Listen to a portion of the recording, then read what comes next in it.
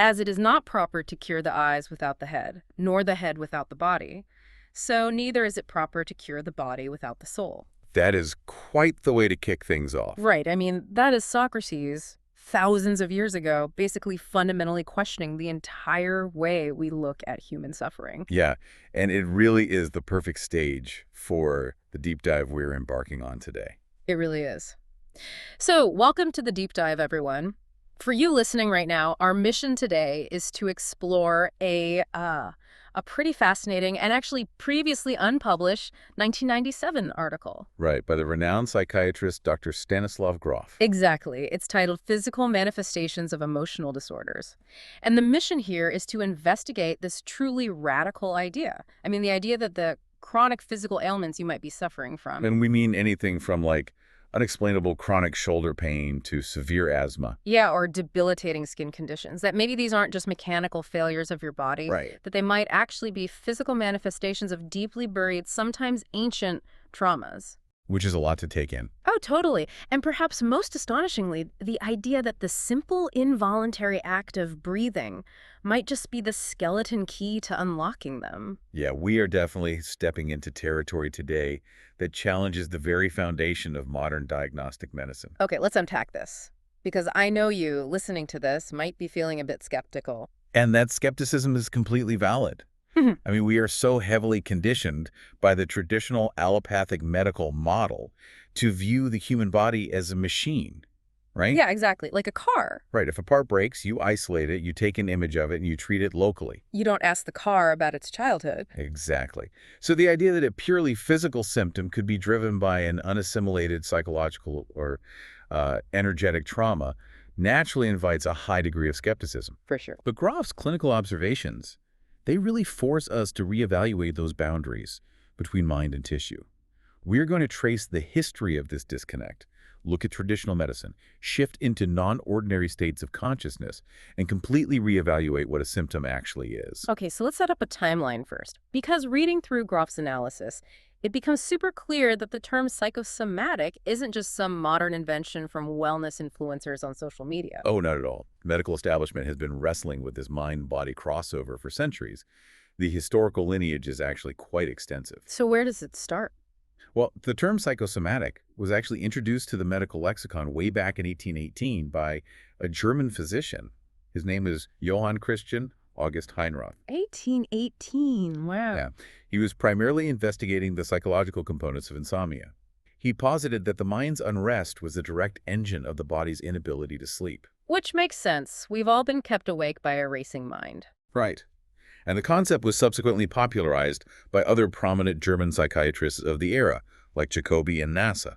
They were observing clinical realities that simply could not be explained by cellular pathology alone. But they didn't really have a system for it yet, right? No, exactly. The true systematic attempt to map out the architecture of how emotional distress translates into actual organic disease didn't materialize until the 20th century. Which brings us to 1935 and Franz Alexander. Yes. He is generally recognized as the architect of psychosomatic medicine as a distinct field, right? He is. And his major breakthrough was differentiating between a body acting out a metaphor and a body genuinely breaking down under stress. Wait, explain that. Acting out a metaphor. Right, so that distinction is paramount to understanding everything that follows. Prior to Alexander, classical psychoanalysis heavily focused on what they called conversion hysteria. Okay. If you consider a hysterical paralysis where a patient's arm just becomes totally immobile despite zero neurological damage, the symptom is fundamentally symbolic. Like a defense mechanism. Exactly. The unconscious mind essentially paralyzes the arm to prevent the individual from acting out of forbidden impulse, like, say, striking someone in anger. Oh, wow. Yeah, the symptom is a substitute for the repressed psychological conflict. But Alexander argued that true psychosomatic disorders operate on a completely different mechanism. They are not symbolic problem solving. Right, they are a failure of the system to protect itself. So if conversion hysteria is the brain cutting the power to the arm so you don't punch your boss, then a psychosomatic illness is your stomach lining literally eroding because you are trapped in a perpetual state of physiological terror about your job. Precisely the dynamic Alexander described. The intense emotional arousal, whether it is chronic, unexpressed rage, or just pervasive anxiety, it triggers corresponding physiological reactions through the autonomic nervous system. So your heart rate elevates, gastric acid secretion spikes, blood vessels constrict. Exactly. Over time, that chronic, localized physiological stress creates actual, observable tissue damage. The psychological conflict doesn't symbolize the ulcer. It mechanically excavates it. Man, that's intense, but that creates a massive diagnostic puzzle, doesn't it? How so? Well, if chronic emotional stress damages the body, why does one executive develop a bleeding ulcer while another develops severe psychogenic asthma and a third gets chronic migraines? Right, the question is specificity. Yeah. And Grof outlines 3 distinct theoretical frameworks that the medical community built to try and answer that exact question. They did. So the first of those frameworks is called the specificity model. This approach leaned heavily into classical psychoanalytic theory. It attempted to draw direct causal lines between specific psychological traumas often rooted in early childhood and specific diseases. So under this model, if a patient comes in with a peptic ulcer, the psychoanalyst wouldn't just look at how stressed they are at work today. No, not at all. They would trace the pathology back to a fixation in the oral stage of development. Yeah. The theory was that deeply unresolved conflicts regarding maternal dependency induce a regression in the psyche, and that psychological regression brings with it what Alexander called regressive innervation. It means what exactly? Essentially, the body reverts to an infantile physiological state, which in this case manifests as the hypersecretion of gastric juices. I mean, I see the appeal of that framework. We all want a narrative for our pain, right? Absolutely. The idea that my chronic neck pain is a physical manifestation of my inability to, carry the heavy responsibilities of my family, it turns a biological glitch into a tragic, understandable poem. It is very narratively satisfying. And it's incredibly prevalent in pop psychology today. But from a purely structural standpoint, I have to say, it sounds a bit like trying to fix a corrupted software program by analyzing the emotional themes of the Word documents saved on your hard drive. That is a brilliant analogy. It just feels disconnected from the actual machinery. Well, what's fascinating here is that the clinical data ultimately agreed with your skepticism. Oh, really? Yeah. The specificity models, while narratively satisfying, could not withstand rigorous scientific scrutiny. When researchers examined large populations of patients with varying psychosomatic disorders, the anticipated psychological profiles simply did not hold up. So the data was just a mess. Completely. You would find patients with severe ulcerative colitis who span the entire psychiatric spectrum. Some were entirely neurotypical, others were profoundly neurotic, and some were actively psychotic. There was no uniform unconscious conflict uniting them. Wow. Furthermore, the model was essentially demolished by concurrent animal research. Oh, right, because if a stomach ulcer is the physical manifestation of an unresolved, unconscious conflict about maternal dependency, Right. you have a very hard time explaining how a laboratory rat develops the exact same ulcer. Exactly. The rat does not possess the capacity for complex, symbolic, unconscious fantasies regarding maternal-object relations. Yet, you can induce severe gastric hypersecretion and subsequent ulceration in animal models simply by subjecting them to persistent, nonspecific stress. Like random electric shocks. Yes, or sleep deprivation. This observation necessitated a pivot to the second framework, which is the nonspecificity models. Okay, so these models basically abandon the idea of a psychological fingerprint for a disease? Correct. They propose that it doesn't matter if the stressor is a brutal divorce, a massive financial loss, or surviving a natural disaster. Any profound psychological distress evokes a universal, diffuse state of chronic anxiety in the human organism. This is where Hansali comes in, right? Yes, the pioneering work of endocrinologist Hansali is central here. He developed the concept of the general adaptation syndrome. He demonstrated that regardless of the stressor's nature, the mammalian body responds with a uniform cascade of physiological events. The activation of the sympathetic nervous system. Exactly, the release of adrenaline and a massive surge in adrenal corticosteroid hormones. It's the alarm phase, followed by resistance and eventually exhaustion. Yes. In the non-specificity model, the chronic universal stress response simply overwhelms the system. The specific organ that ultimately fails, whether it's the cardiovascular system or the respiratory system, is not determined by the type of psychological conflict. It's determined by the individual's inherent constitutional vulnerability. Exactly. The stress is the floodwater. The disease merely reveals where the dam was already structurally compromised. Which is logically sound. But then Grof introduces the third major theory, the individual response specificity model. And this one attempts to bridge the gap between the first two, right? It does. This model suggests that while the stress response might be triggered by non-specific events, the physical manifestation is hardwired into the individual from a very early age. Hardwired how? The premise is that infants exhibit massive, diffuse physiological reactions to discomfort. They thrash, they cry, their heart rate spikes, their digestion halts all at once. But as a child develops, this diffuse reaction narrows into highly specific, localized autonomic responses. So an adult doesn't just experience general stress. Right.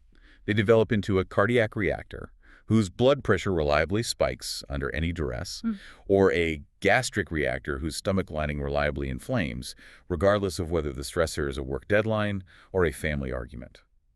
Okay, so we have these three major frameworks all trying to decode this mind-body translation, but Grof points out that despite decades of research, the field of psychosomatic medicine essentially hit a wall.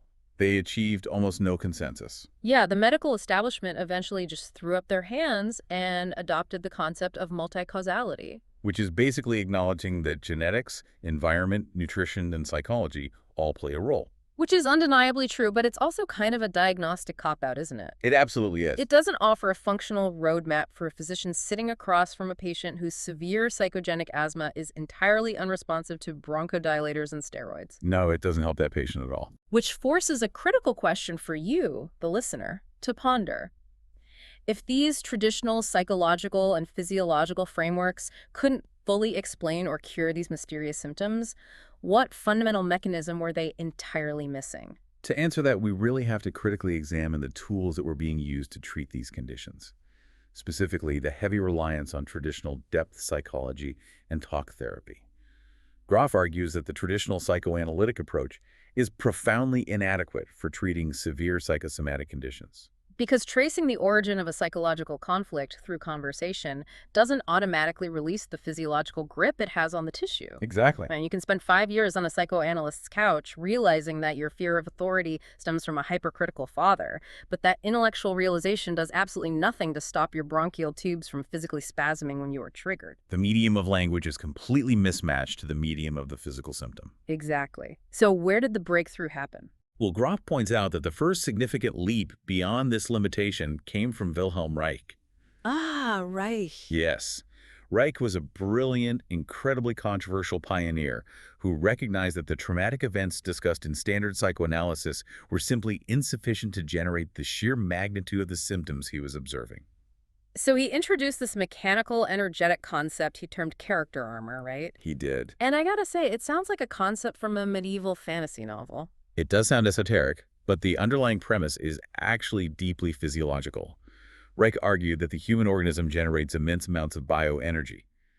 He posited that when an individual experiences a profound conflict between their innate biological drives and the repressive demands of society, that energy doesn't simply vanish. Where does it go? It becomes physically jammed and blocked within the muscular and visceral architecture of the body. Okay, wait, let me push back on that. How does energy jam in a muscle? Are we talking about like chronic tension? Reich theorized it as literal muscular rigidity. He observed that patients would chronically lock their diaphragms, restrict their breathing, and tense specific rings of musculature, like around the eyes, the jaw, the pelvis, as an unconscious mechanism to suppress forbidden emotional or sexual affect. Oh, wow. This chronic holding pattern is the character armor. And because this massive bioenergetic charge is blocked from natural expression, it essentially short-circuits. It finds deviant pathways to discharge, manifesting as severe neuroses or crippling psychosomatic symptoms. So the symptom is just the blocked energy violently forcing its way out of the system. Exactly. And because the block is physical, the treatment must be physical. So he ditched the couch. He did. Reich abandoned the traditional talking cure and introduced intense somatic interventions. We're talking specific deep breathing maneuvers, agonizingly deep tissue massage, and forced physical expressions designed to literally break the muscular armor and release the trapped bioenergy. Okay, now I have to challenge this on behalf of the listener. While the concept of physical tension holding emotional pain tracks with modern understandings of trauma, Reich's insistence on the source of that energy feels incredibly dated. It is very much of its time. Right. I mean, the idea that a 34-year-old's chronic sinus infection, which involves actual bacterial overgrowth, is caused by the societal repression of their libido. It seems like a massive leap of logic to attribute all physical suffering to unexpressed sexual drives. It is a massive leap, and Grof fundamentally agrees with your critique. Reich's diagnostic lens was heavily constrained by the psychoanalytic obsession with libido of his era. Modern consciousness research incorporating modalities like primal therapy, rebirthing, and Grof's own extensive work with non-ordinary states, it validated Reich's mechanism, but completely rewrote his origin story. So he correctly identified the trapped energy, but he fundamentally misidentified where the energy came from. Precisely. The research revealed that while this immense reservoir of blocked bioenergy absolutely exists within the musculature, the vast majority of it is not sexual in origin. It is the residue of literal, overwhelming physical trauma. Physical trauma? Yes. And to understand how a physical insult translates into psychological and emotional pathology, Grof references another highly controversial historical framework. And this is L. Ron Hubbard's early development of Dianetics and Scientology. Yes. Now, we need to be explicitly clear here for you listening. We are discussing Hubbard purely objectively as a historical model of the mind cited in Grof's academic paper. This is entirely separate from the later societal and ethical controversies of his organization. We are not taking sides here, just reporting on the source material. Absolutely. Grof includes Hubbard because, from a purely theoretical standpoint, Hubbard made a highly astute clinical distinction early in his career. The auditing process utilized in those early frameworks differentiated between psychological traumas, which Hubbard termed secondaries, and actual physical traumatizations, which he called engrams. And the mechanism for measuring this was the E-meter, the galvanometer, right? Explain how that actually functioned in this context. The galvanometer measures minute fluctuations in the electrical resistance of the skin, which correlates directly with autonomic nervous system arousal. When a subject held the electrodes and discussed a traumatic memory, the needle would react to the physiological charge of that memory. Okay. Hubbard posited that an enneagram is the cellular physical imprint of a somatic trauma, an event involving physical pain or unconsciousness. He argued that these enneagrams hold the massive primary energetic charge. So a psychological trauma, a secondary, like a devastating breakup or a humiliating social defeat, it doesn't inherently possess enough energy to permanently damage the organism on its own. No, it has to anchor itself to a deeper physical enneagram. The secondary trauma essentially borrows its emotional and electrical power from its association with the underlying physical insult. The psychological pain is a reverberation of an original physical agony. Man. So if we synthesize Reich's discovery that trauma is locked in the physical tissues as blocked bioenergy, with Hubbard's theory that profound emotional distress is always tethered to an underlying physical trauma, we are forced to look much further back in a patient's history. We are. If the root of a crippling psychosomatic condition isn't just a repressed urge or a childhood psychological conflict, but a literal life-threatening physical trauma, how far back in the timeline do we have to drill? Well, the clinical evidence pointed Grof unequivocally toward the delivery room, and potentially far beyond it. Wait, really? The delivery room? Yes. This realization necessitated a completely new architecture for understanding the human psyche, which Grof codified as the concept of coex systems. Here's where it gets really interesting. Coex, systems of condensed experience. This is the structural blueprint for how trauma is layered within the human organism, and I gotta say, it is a brilliant conceptual tool. I visualize it as a geological core sample taken straight out of the unconscious mind. The core sample analogy is highly accurate. A coex system is a multi-layered constellation of memories, emotions, and physical sensations that all share the exact same qualitative signature. Let's break down the strata of that core sample. Okay, let's say a patient presents with psychogenic asthma. They struggle to breathe, they experience tightness in the chest, and profound panic. You take the core sample. The superficial layer, the topsoil, is the postnatal biography. Right. These are the conscious or repressed childhood events. So in this layer, you might uncover a memory of nearly drowning in a swimming pool at age 7, or suffering a severe bout of pneumonia at age 4. And traditional psychoanalysis and even modern cognitive behavioral therapy typically stops right at that layer. They identify the childhood trauma, process the emotional content, and attempt to desensitize the trigger. But in deep experiential therapy, the realization is that the topsoil is not the foundation. The childhood drowning didn't create the asthma. It merely activated a pre-existing vulnerability. Yeah. You have to drill deeper into the core sample. The next layer down, the absolute bedrock beneath the childhood biography, is biological birth. And this is where the medical paradigm needs a massive update. We tend to view birth solely as a medical procedure for the mother. We completely ignore the experiential reality of the fetus. Completely. From the perspective of the infant, biological birth is an event of unimaginable catastrophic magnitude. It is intrinsically both deeply psychological and brutally physical. How so psychologically? Psychologically, it is the initial catastrophic loss of the ultimate safe environment, followed by a sudden thrust into a state of extreme, life-threatening dependency. And physically, it is raw, unmitigated trauma. I mean, the infant is subjected to massive mechanical compression. The pelvic passage exerts immense pressure on the cranium. Yes, and the oxygen supply from the umbilical cord is frequently compromised, leading to varying degrees of anoxia or active suffocation. There is exposure to abrasive chemicals, cold air, harsh lights. It is a biological gauntlet. So, returning to our hypothetical asthma patient, if you utilize non-ordinary states of consciousness to drill past the childhood pneumonia, you inevitably strike the perinatal layer. You uncover the somatic memory of the umbilical cord being tightly wrapped around the infant's neck during delivery. Or the profound suffocation experienced during a prolonged transition through the birth canal.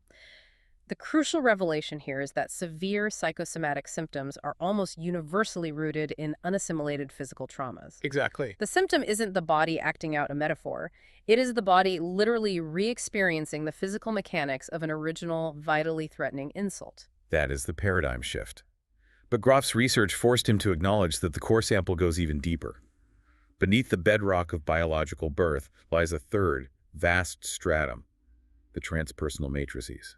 Okay, this is where the science begins to sound a bit like mysticism. But the clinical data demands it be addressed. We're talking ancestral, phylogenetic, and even karmic or past life memories. We will explore the staggering implications of this when we dissect the case studies. But structurally, within a coax system, an ancestral memory of, say, being hanged or strangled is energetically tethered to the perinatal trauma of suffocating in the birth canal. Which is tethered to the childhood trauma of nearly drowning, which finally manifests as adult asthma. Exactly. They all resonate on the exact same bioenergetic frequency. Okay, but this raises an enormous logical hurdle. Let's say this core sample of trauma exists. Why is the body hoarding it? What do you mean? Well, if an event is life-threatening, shouldn't the biological imperative be to discard the memory and move on? Why does the nervous system continually replay the physical sensation of suffocating 30 years after the built event? If we connect this to the bigger picture, we must anchor the theories of the Irish psychiatrist Ivor Brown.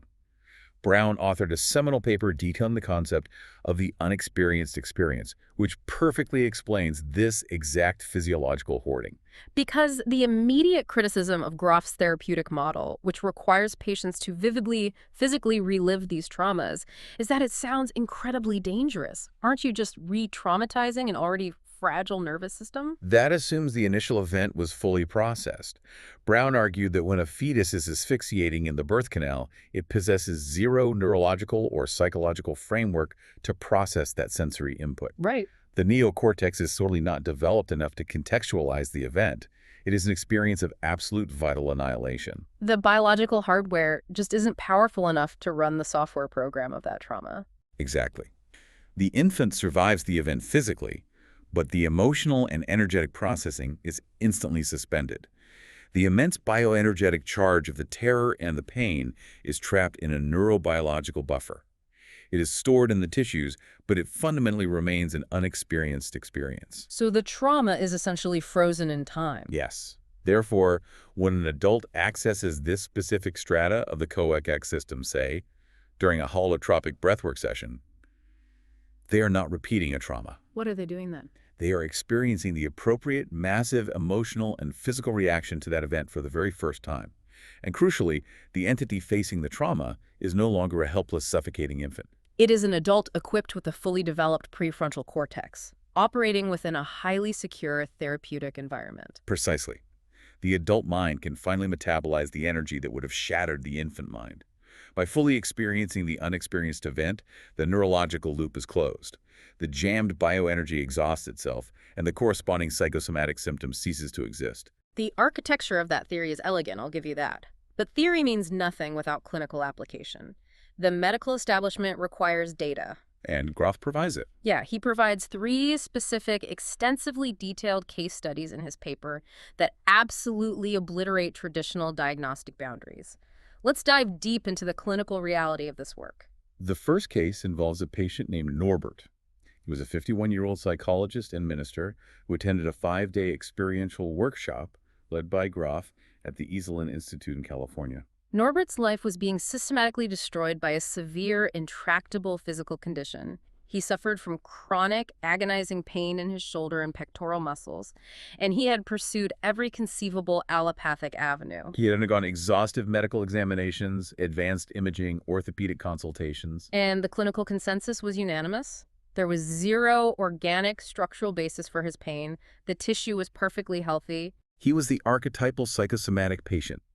The medical paradigm had completely exhausted its toolkit. Serial injections of heavy local anesthetics directly into the muscle tissue provided only fleeting relief before the agony returned. During the introductory phase of the Esalen workshop, Norbert expressed profound despair over this condition. When the actual holotropic breathwork session commenced, the activation of his unconscious material was immediate and violent. His physiological resistance was massive. Shortly after the breathing began, Norbert made an impulsive, panicked attempt to physically flee the session room. Wow. He became highly agitated, claiming that the specific acoustic frequencies of the music being played were literally killing him. That detail is incredible. His ego structure was projecting the internal emerging agony onto the external environment to avoid confronting it. Exactly. But the facilitators managed to de-escalate his panic and persuaded him to remain on the mat and continue the breathing process. And what followed was a grueling 3-hour descent into hell. 3 hours. Yes. The pain in his pectoral region and shoulder magnified exponentially. Reaching a threshold of absolute agony, he began to physically thrash on the mat. He was exhibiting violent choking reflexes, coughing spasmodically, and screaming with an intensity that suggested his life was in immediate physical jeopardy. It was a full-scale somatic abreaction. The bioenergy locked in the character armor of his shoulder was violently discharging. It was, and after 3 hours of this tempest, the storm finally broke. Norbert quieted down, entered a state of profound physiological relaxation, and reported feeling deeply peaceful. And the clinical outcome? The chronic, debilitating tension and pain in his shoulder were entirely eradicated. Just like that. But the clinical resolution is only half the story, right? The phenomenological experience Norbert reported during those 3 hours is a textbook manifestation of drilling through a coax system. He experienced 3 highly distinct sequential layers of trauma, all unified by the specific somatic signature of shoulder compression and asphyxiation. Yes, let's map them. The topsoil layer, the postnatal biography. Norbert was instantly transported back to a memory from when he was 7 years old. He and his friends had excavated a deep tunnel in the sand on an ocean beach. Oh, no. He crawled inside, the structural integrity failed, and the heavy, wet sand collapsed on him.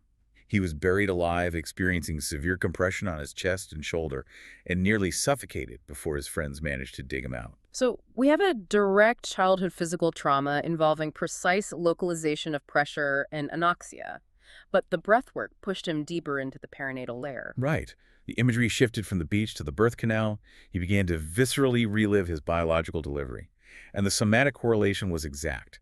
Norbert had experienced a severe complication known as shoulder dystocia. So during his birth, his shoulder had become wedged violently behind his mother's pubic bone for an extended period, resulting in massive mechanical trauma to the joint and prolonged suffocation.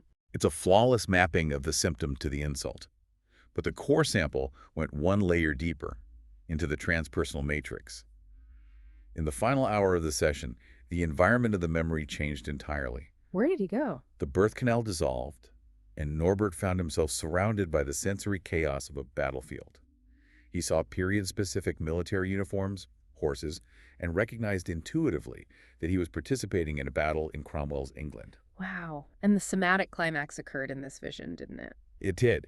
He experienced the sudden, agonizing sensation of his shoulder and chest being impaled by a lance. The kinetic force threw him off his horse, and he vividly felt the crushing weight of the cavalry horses trampling his chest cavity as he lay on the ground. It is horrifying. His consciousness then detached, and he experienced observing his own dead body from a soaring aerial perspective before slowly integrating back into the physical reality of the Esalen workshop room. Now, setting aside the ontological debate about the reality of past lives for a moment, The empirical result is what really matters here. Grof notes in the 1997 paper that he followed up with Norbert a full 25 years after that single 3-hour session. And Norbert had remained entirely pain-free. The symptom never regenerated. The tissue was permanently cleared of the energetic block. it is a stunning validation of the model, which seamlessly transitions us to the second case, Tanya. Her case is vital because it demonstrates how conditions typically classified as strictly infectious or structural can possess profound, hidden psychogenic architecture. Tanya was a 34-year-old teacher who had suffered from severe, relentless chronic sinusitis for 12 years. 12 years of localized misery. We were talking about chronic, debilitating headaches, deep facial and dental pain, persistent fevers, and the constant heavy secretion of nasal discharge. She would wake up in the middle of the night suffering from suffocating coughing fits that would last for hours. And she was deeply compliant with the allopathic model. I mean, she underwent exhaustive allergy testing, consumed massive quantities of antihistamines, endured endless sequential courses of broad-spectrum antibiotics. She even subjected herself to painful procedures where her sinus cavities were physically punctured and flushed with chemical disinfectants. And the interventions were entirely futile. The medical establishment had reached its limit and advised that her only remaining option was a brutal surgical procedure to physically scrape and strip the mucosal lining of her sinus cavities. She refused the surgery. Instead, she entered a research program utilizing LSD psychotherapy, overseen by Grof. Now, it's important context for you, the listener, that during this era, LSD was still being legally utilized and rigorously studied as a psychiatric catalyst to access the deep unconscious. We're not talking about recreational use here. Exactly. During one of Tanya's early therapeutic sessions, the psychedelic catalyst bypassed the biographical layer entirely and plunged her directly into the perinatal matrix. She began to vividly re-experience the trauma of her birth. The sensory feedback was overwhelming, right? Intense sensations of asphyxiation, massive congestion in her respiratory tract, and agonizing mechanical pressure encompassing her entire cranium. And Tanya possessed the observational awareness during the session to realize that the crushing pressure and congestion she was feeling in the birth memory were the exact same somatic sensations as her chronic sinusitis, merely amplified to a terrifying degree. The resolution didn't occur in the birth canal. Just as Norbert transitioned from the birth trauma into the transpersonal realm of the battlefield, Tanya's experience of perinatal suffocation seamlessly morphed into a transpersonal memory of drowning. Drowning. She felt the physical sensation of being violently strapped to a wooden board and the terrifying experience of being forcibly submerged underwater head first by a group of individuals. The physical reaction in the therapy room during this phase was extreme. Tanya was violently thrashing, screaming, choking, and desperately gasping for air, and concurrently her body produced a massive, spontaneous physiological purge. Yes. She began secreting enormous volumes of thick, greenish nasal discharge right there on the couch. Oh, wow. As this bioenergetic purge was occurring, the narrative context of the vision solidified. She experienced herself as a young woman living in a historical New England village. She possessed a natural inclination towards spiritual or non-ordinary experiences, which deeply alienated her puritanical neighbors. They accused her of witchcraft, formed a mob, dragged her to a local pond, bound her to a board, and executed her by drowning. The sensory detail she reported is chilling. As she was being forced underwater, looking up through the surface in the bright moonlight, she clearly recognized the faces of two of her primary executioners pushing the board down. And those faces belonged exactly to her father and her ex-husband in her current life. The psychological integration in that moment was profound. She instantly recognized how the deeply complex, painful, and oppressive interpersonal dynamics she had suffered with both of these men in her present reality were essentially karmic echoes of this transpersonal execution.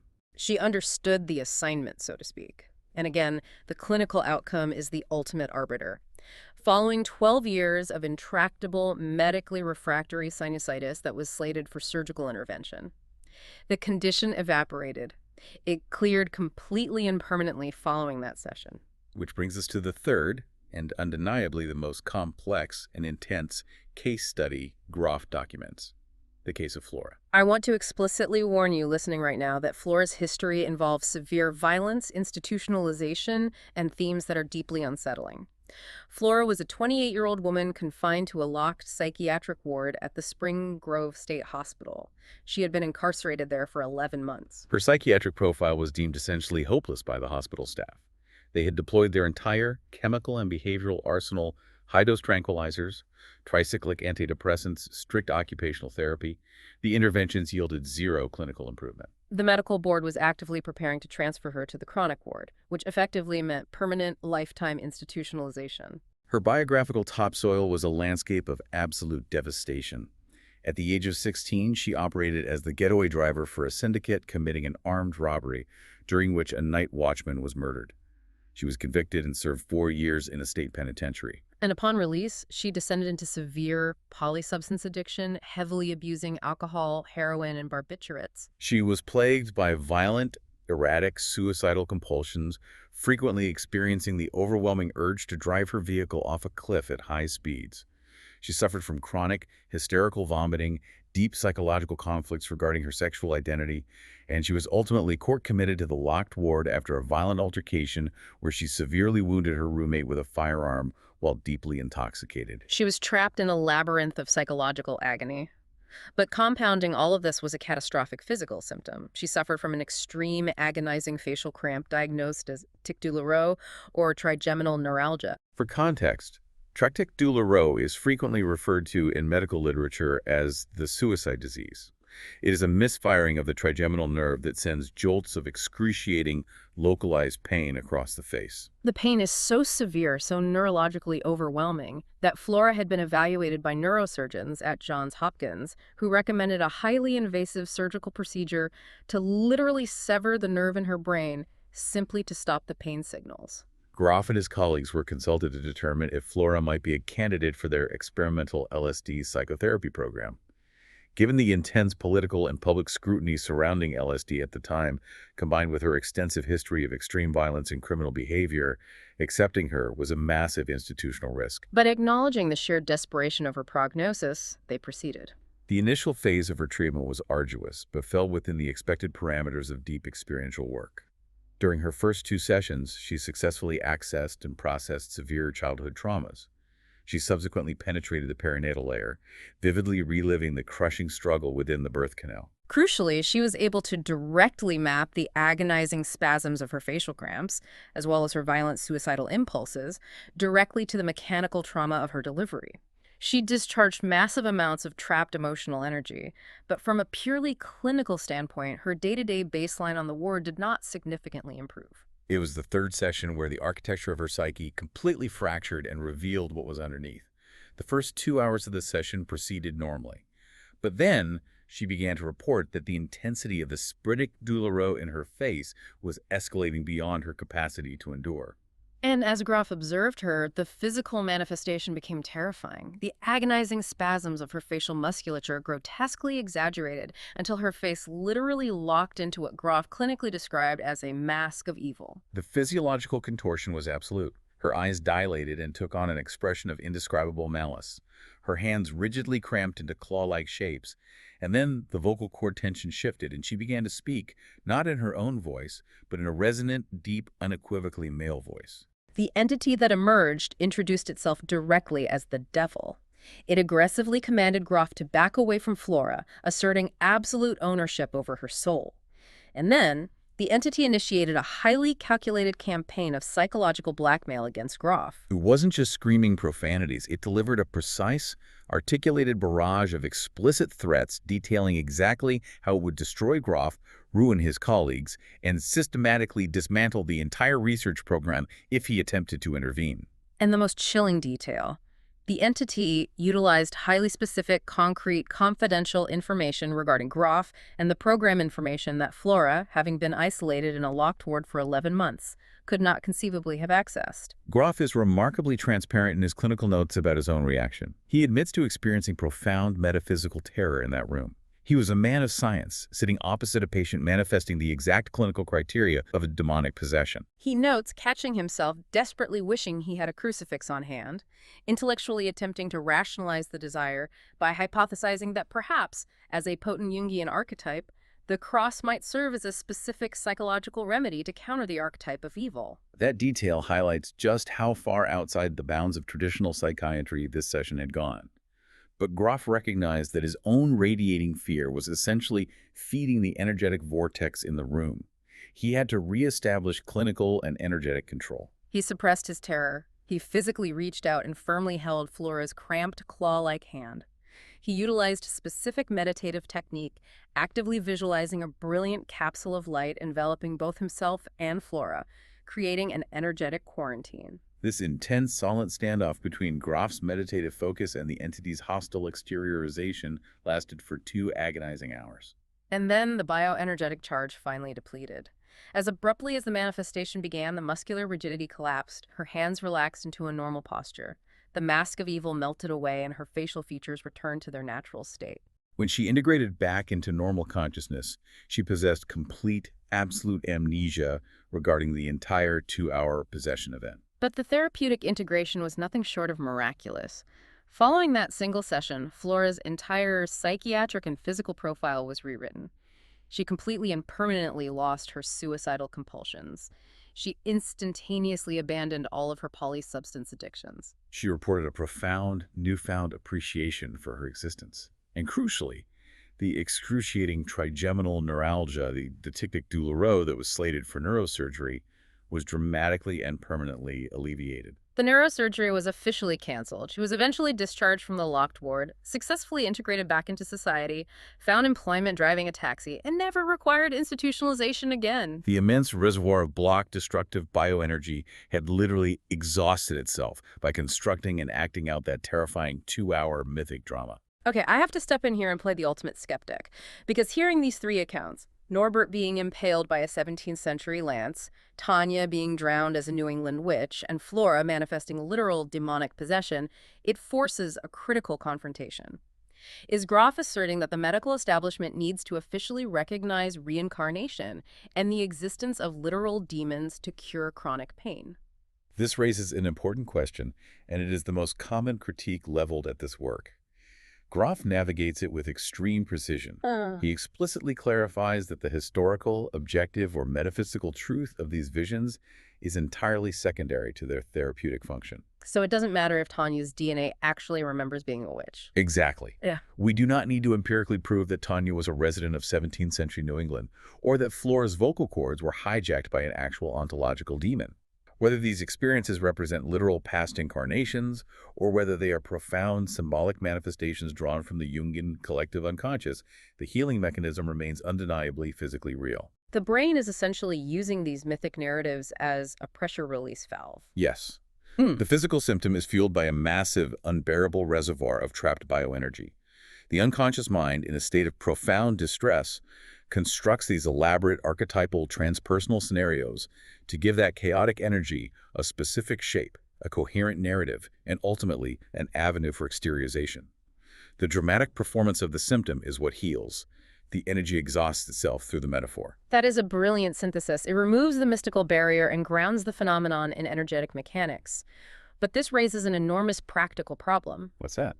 If achieving this profound level of healing requires accessing these incredibly deep strata of the COEX system to violently purge the energy, and the primary catalyst used in these case studies, LSD, is now heavily restricted, illegal, or ethically fraught to administer, how do we access this mechanism? If the cure requires drilling to the bedrock, what drill do we use? Grof faced that exact dilemma when the legal window for psychedelic research closed, and his revelation was that the ultimate catalyst wasn't synthesized in a laboratory. The most powerful tool for altering consciousness and unlocking the COEX system has been entirely under our noses and fundamentally in our lungs the entire time. Which brings us to the profound, vastly misunderstood role of the breath. To understand Grof's intervention, we have to look at how different cultures have historically conceptualized respiration. Because before modern medicine reduced the body to a machine, humans viewed breath with an immense degree of reverence. The historical continuity across disparate cultures is striking. In the ancient Indian yogic and Ayurvedic traditions, the breath is understood as prana. Prana is not merely the mechanical exchange of oxygen and carbon dioxide. It is the fundamental sacred life force, the vital energy that animates the physical form and connects the individual to the cosmos. We see the exact same conceptualization in ancient Greece. Their word was pneuma, which seamlessly translates to both air and spirit. They understood that the respiratory mechanism was intimately tethered to the psychological state. The Greek word phren was utilized interchangeably to mean both the diaphragm, the primary muscle of respiration, and the mind itself. We still retain linguistic echoes of this ancient anatomical psychology in modern psychiatric terminology, like the word schizophrenia. Moving to the ancient Hebrew tradition, the concept is ruach, representing the creative spirit, the literal breath of God that was infused into clay to grant Adam conscious life.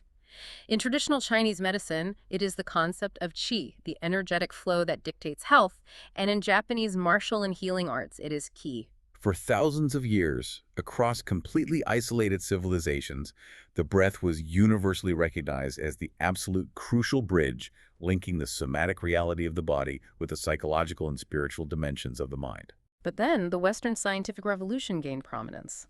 And while it provided miraculous advancements in structural medicine, it systematically stripped respiration of all its psychological, energetic, and sacred dimensions. Breathing was relegated to pure reductionist mechanics. It became a physiological function essential for cellular metabolism, and absolutely nothing more. The prevailing modern medical attitude was largely codified by the influential physiologist W.B. Cannon in his foundational book, The Wisdom of the Body. Cannon's assumption was that because the respiratory drive is so absolutely fundamental to biological survival, it is heavily armored by robust homeostatic mechanisms. Essentially, the medical consensus was that breathing operates perfectly on an unconscious autopilot, and unless you are actively drowning or suffering a severe asthma attack, you don't need to think about it, it manages itself. Exactly. But pioneering respiratory researchers like Robert Fried began pointing out massive flaws in this assumption. Fried's clinical observations proved that the autopilot is highly susceptible to psychological interference. When human beings experience stress, their respiratory patterns immediately alter. They begin to breathe shallowly, erratically, or overly rapidly. In fact, Fried published data suggesting that chronic hyperventilation, subtle or overt overbreathing, is a contributing factor in an astonishing 50% to 70% of all medical complaints presented to general practitioners. Which leads us directly into one of the most fascinating medical misinterpretations Grof highlights, the concept of the hyperventilation syndrome. If you open any standard traditional medical diagnostic handbook, the hyperventilation syndrome is categorized as a mandatory stereotypical pathology. The literature asserts that if a patient breathes too rapidly, they will predictably and reliably experience a highly specific set of physiological symptoms.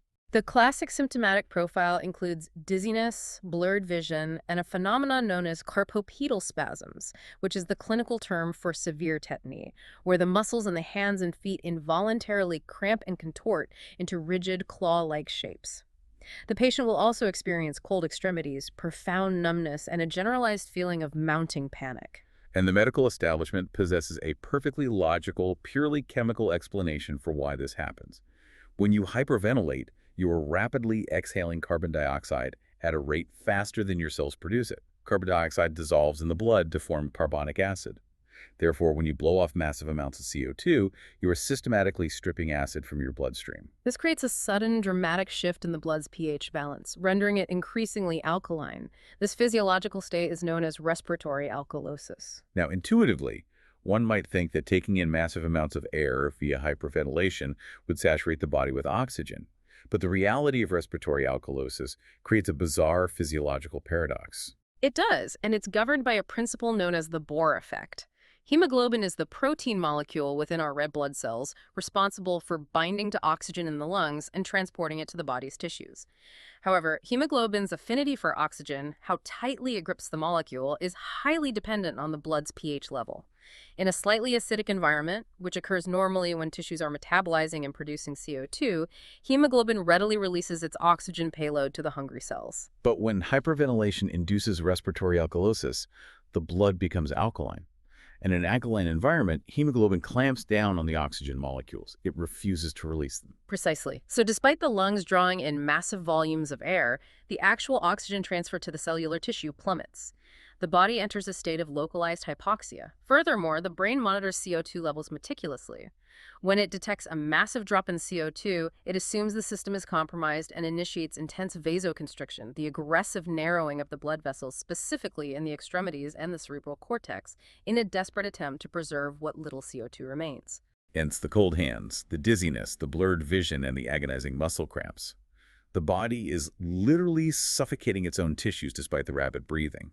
And traditional allopathic medicine observes this mechanism and concludes, aha, we have identified a mechanical glitch.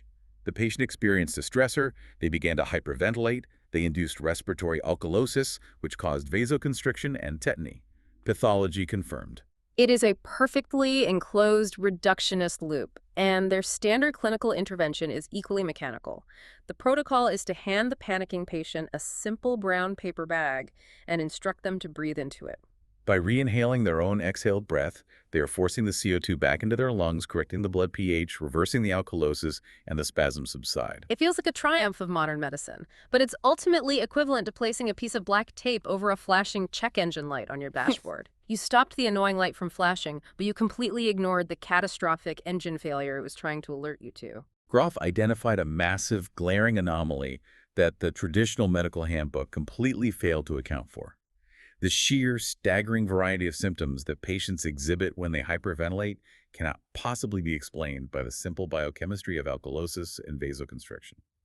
He references a pivotal study conducted by researchers Huey and Seacrest. This study is the wrecking ball to the traditional theory. They extensively studied 150 patients who suffered from chronic hyperventilation, and the symptomatic profiles they recorded were absolutely astonishing. These patients were not merely presenting with the standard dizziness and cramped hands. Their hyperventilation was spontaneously mimicking almost every major, severe organic disease documented in medical literature. The hyperventilation was triggering symptoms perfectly mirroring cardiovascular crises, like coronary heart disease or acute rheumatic fever. In others, it mimicked severe respiratory conditions like intractable asthma. It induced gastrointestinal agony, mimicking bleeding peptic ulcers or acute gallstone attacks. It even mimicked profound neurological emergencies, perfectly replicating the presentation of epilepsy or acute cerebrovascular accidents. The clinical presentation was so bewilderingly diverse that physicians informally dubbed it the fat folder syndrome. These patients would amass massive, voluminous medical files as they were shuffled from cardiologists to gastroenterologists to neurologists, subjected to endless invasive diagnostics, all returning negative results because the root mechanism was entirely misunderstood. If the traditional medical textbook dictates that the loss of CO2 universally causes standard tetany and dizziness, how does the allopathic model explain hyperventilation mimicking a gallstone attack in one patient and an epileptic seizure in another? The biochemical math simply does not add up. Which brings us to the zenith of Grof's realization. What if the entire medical establishment has been treating hyperventilation exactly backwards? This realization forms the absolute core of holotropic breathwork. The term holotropic is derived from Greek, literally translating to moving toward wholeness. Grof made a profound clinical observation. The spontaneous hyperventilation frequently observed in psychiatric patients or individuals experiencing intense panic attacks is not a physiological glitch. It is not a pathology. It is the human organism's desperate, spontaneous, highly intelligent attempt to heal itself. The body isn't breaking down. It is intentionally revving the engine to initiate a diagnostic purge. Exactly. When a patient begins to hyperventilate, and these bizarre, varied somatic symptoms emerge, the traditional psychiatric reflex is absolute suppression. They rush in with heavy tranquilizers, intravenous calcium injections to stop the spasms, or the ubiquitous paper bag. They forcibly shut down the process. But Grof discovered that if you execute the exact opposite intervention, if you provide a highly secure, supportive therapeutic container and actively encourage the individual to continue the rapid breathing, to lean into the panic rather than suppress it, the physiological response deviates entirely from standard alkalosis. The symptoms don't remain a generic biochemical reaction. They morph. The rapid breathing alters the biochemistry just enough to act as a skeleton key. It systematically unlocks the specific coec system. The massive reservoir of trapped bioenergy we discussed, the repressed emotional and physical tension, rises from the deep tissue to the surface of consciousness. The bewildering variety of symptoms observed in the fat folder syndrome finally makes sense. The symptoms you experience when you hyperventilate are not random. They are the highly specific, exteriorized manifestations of your unique, historically determined somatic imprints. If your core trauma involves nearly drowning in a frozen lake as a child, pushing the breath might trigger a spontaneous, terrifying asthma attack right there on the mat. If your primary trauma was a brutal compression in the birth canal, you might experience the sensation of your cranium being crushed in a vice. So what does this all mean for you, the listener? It means the body isn't randomly attacking you with panic or pain. It's trying to process a backlog of unfiled traumatic data. And here's the absolute crucible of the therapy. If you do not sedate the patient, if you do not hand them the paper bag, but instead guide them to push through the terrifying climax of these emergent symptoms, the trauma resolves permanently, the trapped energy discharges, and the symptom vanishes. Grof provides remarkable clinical examples documenting this exact mechanism of physical healing. Consider the treatment of Raynaud's disease. Raynaud's is a horrific vascular condition. It involves severe, chronic peripheral circulation issues. A patient's fingers and toes will suddenly turn stark white, completely lose sensation, and freeze up because the blood vessels are violently spasming shut in response to minor stress or cold. It is considered a chronic, lifelong management issue in traditional medicine. Grof had several clients suffering from severe Raynaud's participate in holotropic breathwork. Predictably, as they initiated the rapid breathing, they rapidly developed extreme agonizing cramps, the classic carpal pedal tetany, specifically localized in their hands and forearms. A traditional allopathic physician would have terminated the session instantly, viewing the tetany as a dangerous escalation of the pathology. But Grof's facilitators encouraged them to keep breathing into the pain. They sustained the rapid respiration, and suddenly the energetic block shattered. The agonizing cramps instantaneously released. The clients reported experiencing a sudden, powerful influx of warm, radiating energy, often describing the sensation as tangible, massive energy fields enveloping their hands like giant glowing gloves. And the clinical follow-up revealed that following these specific sessions, the peripheral circulation in their extremities remained permanently open and functional. The Raynaud's disease was fundamentally cured. And this mechanism isn't restricted purely to vascular or muscular spasms. Grof observed this exact process permanently resolving chronic, localized infections such as intractable sinusitis, recurrent tonsillitis, or chronic cystitis. This specific application completely upends the traditional microbiological paradigm of chronic infection. The standard medical assumption is that the invading bacteria, the pneumococcus, the staphylococcus, the E. coli, is the primary solitary antagonist causing the disease. But Grof argues that these bacteria are often normal, ubiquitous inhabitants of our physiological ecosystem. They only gain the opportunity to rapidly multiply and cause a chronic infection when the innate vitality and immune response of the local tissue is deeply compromised. And what compromises the local tissue? A localized bioenergetic block. Precisely. An unassimilated trauma creates a rigid bioenergetic block in a specific region. For example, the sinus cavities, as we saw in Tanya's case. This energetic armor induces chronic, localized vasoconstriction. The blood vessels remain perpetually narrowed, resulting in significantly restricted blood flow. Without adequate, robust circulation, the body's primary immune defenders, the white blood cells, the lymphocytes, the antibodies, are physically incapable of reaching the compromised tissue in sufficient numbers to effectively combat the bacteria.